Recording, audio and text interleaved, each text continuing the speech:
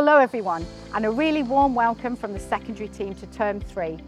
It's going to be a really exciting one, and we kickstart this week with our parent-teacher meetings for Year 7, 8 and 9, and our first coffee morning to talk about transition with our Year 5 and 6 parents.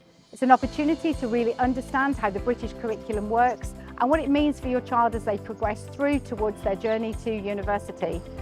We will continue with our transition programme throughout the summer, and there will be lots of opportunities for parents to come in and talk to us. It's a busy term for us. We are really excited to work with our external partnerships to offer university trips for some of our older students, competitions which are on a national level with prizes that we're really hoping we do well in, and chances for students to become an engineer for a day or participate in fashion workshops. And of course, something really exciting that's happening in Term 3 for the secondary team, that is our first set of IGCSE examinations. And we continue to work really hard with our students so they're prepared academically and also mindfully, so they feel secure and safe, so they can achieve their best possible results and move on to the next stage of their education.